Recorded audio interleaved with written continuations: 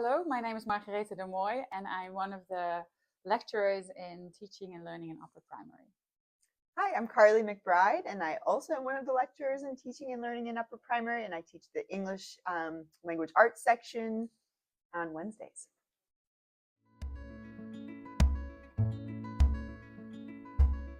Yeah, when we are talking about the teaching and learning in primary school, like the TALUP age range, we talk about the age range of 9 to like 14 years old. Well, TALUP, what we would like students to become is more confident in teaching the older students, because often they are intimidated with their behavior. While I think we think it's the most fun age to teach, because this is where the hormones spike. This is where the creativity of them comes in. You need to help them to transition into adulthood. Yeah, they're capable of abstract thought, and it's so nice to be able to really be there to help them develop that and those skills, for example, critical thinking and having those academic level discussions, and also in their writing. And it's nice to be able to really be there and guide them in that process. And I really feel like at that age, as teachers, we're such an integral part of that for students at that age, because it's really that transition time into adulthood.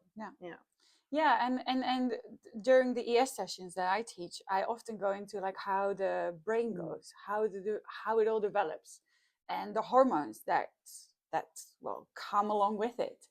But also, I teach a lot of communication skills, like what is actually going on, what is happening, what powers are at play, how can you influence that as a teacher, so that whenever things happen, you sort of know, oh, wait a minute, this is going on. This is actually what's needed from me. So perhaps you need to change your behavior a little bit to influence the behavior of the students, the behavior of the students, the behavior of the students, so that you can have like a good classroom atmosphere. And Margarethe is responsible for that ES side of that. And then also, I think what's intimidating for primary school teachers and then getting into those upper levels is that the content becomes more complex, which is also fun, but can be intimidating. And that's why in TALUP we have focused subjects every day. So for example, I teach the English language arts, and then we have also history, and then geography, and then math.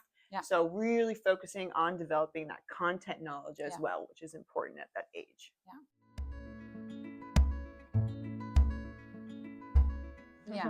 And that's why in ES we build on like how to build a relationship with the teenager. But what we also do is classroom management skills we develop. But we also play out cases, like what would happen in the classroom. So that means that students, I often send two students outside of the classroom together. They can teach, and I give certain roles to our students, like they need to comply with whatever the teacher is doing. But there are often students in the classroom in real life that they are trying to misbehave, taking with a pen or get you out of balance on purpose, and then see what happens. And then together we can talk about like, hey, how would we react? What would be a good situation? How did it go? So we also have some sort of role play to practice these things, to feel more confident or get more comfortable.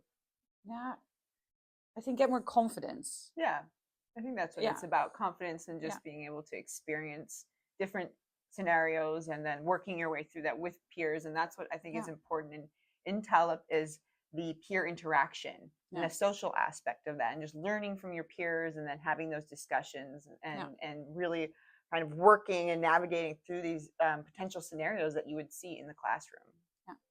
Also, a big part of this social emotional learning is that I introduce a lot of board games, because I think a lot of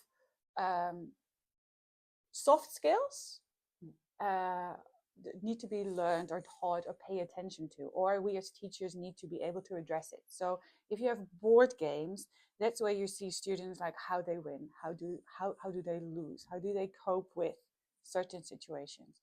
So a lot of the board games that I introduce are focusing on working together, collaboration. There's also winning and losing sometimes, but it's also working on the social skills, communicating with each other, making sure that you get a certain place, basically. So and just the understanding to add to that is that learning can still be fun in those upper years. I think it's really, I don't want to say easy, I don't want to minimize the lower years, but it is easier to make anything into a game. And it's it requires more planning, more thought to think about really engaging learners with more complex content. And so that the game-based learning is really essential at that. And you teach that a lot in TALUP. You really hammer that into students of the game-based learning, but just also in just different, for example, analyzing a text and looking at different literary devices, and then analyzing poetry. How can we engage students and make it more interesting and relevant for them at this age? And also when it comes to maths, because often students do not choose upper primary because they feel like, oh, maths, numeracy, blah, anxiety. But Monique is really helping, or math teachers are really helping, like, how can you make the content more tangible, introduce it in a way that you feel confident teaching it. I think math talks or number talks are part of it quite a lot.